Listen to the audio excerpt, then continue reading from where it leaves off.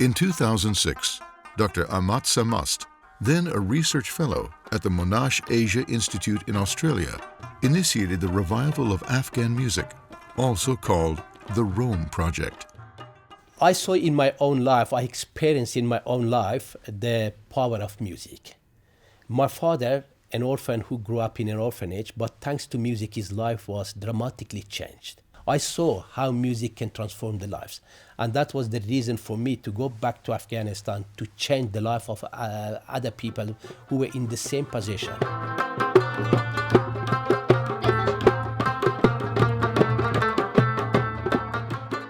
Afghanistan, a country where music has thrived for centuries. In the 1980s alone, there was a thriving pop and film music industry, hundreds of ensembles, and a unique radio orchestra with Western and Afghan instruments. All of this was destroyed by the civil war in the 1990s and its aftermath.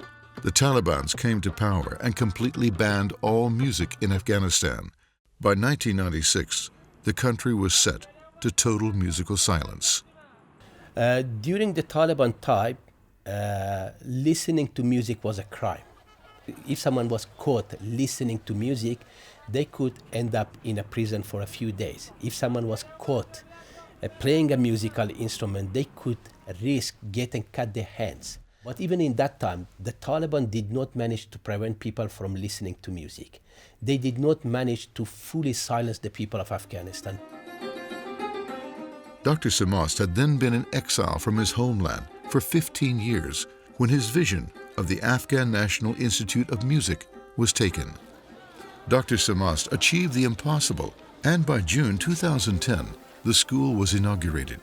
Music was brought back to the country by the people themselves. But at the same time, I discovered that there was no concrete program within the government to, for example, to rebuild musical tradition, to rebuild music education, to ensure the musical rights of Afghan people, and at the same time to provide legal support for creative work of Afghan musicians.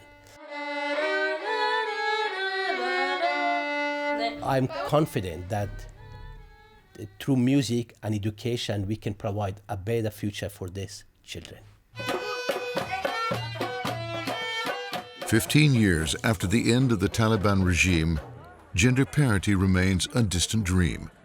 But Dr. Sarmast's efforts with ANIM are making a tremendous contribution to the cause of women in Afghanistan. So happy that the generation, my generation, they are trying to get education, they are trying to do something better for our country. So that's why I think we are going to change, but it's hard. It will take a generation to change it.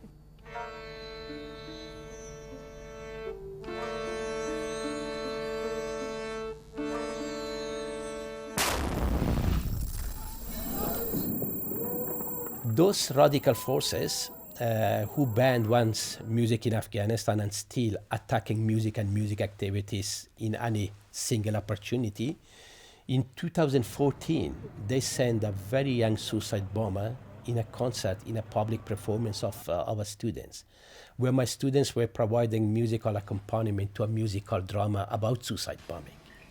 And in that day, that drama was turned into a reality show.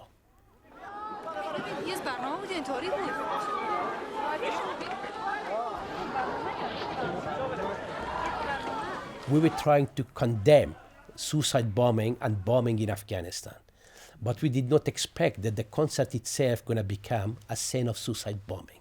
Dr. Sarmast was sitting right by the suicide bomber, and death around him was immediate. He was seriously wounded by the shrapnel, but he survived. The Taliban's aimed the attack on him and the school for corrupting the youth of Afghanistan. Because of the statement the Taliban issued after the bombing, promising to continue attacking the music school and people who promoting music in the country. But none of the students left the school after that. That was the response of the families. That was the response of the community. I believe that a community without music cannot survive. The 2018 Polar Music Prize is awarded to the Afghanistan National Institute of Music, ANIM.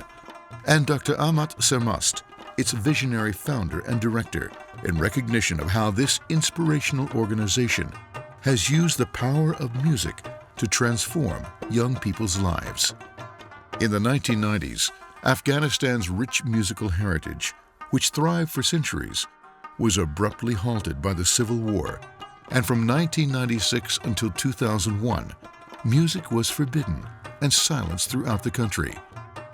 In 2008, Dr. Sarmast, the son of a famous conductor, returned to Kabul at great personal risk and established ANIM.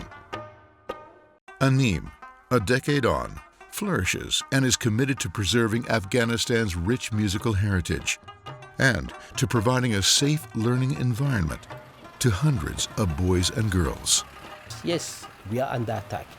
Yes, there's a lot of pressure on the music school. Yes, there's a lot of pressure on myself personally. But it doesn't mean that we should give up for those pressure and deprive the people of Afghanistan and the children of Afghanistan once again from their very, very basic human rights to have access to music education, and to express themselves freely and fairly through music.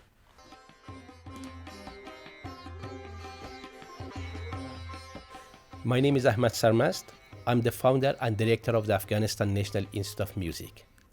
I'm very excited, honored, and privileged to be a recipient of 2018 Pola Music Prize alongside the Afghanistan National Institute of Music. See you soon in Stockholm.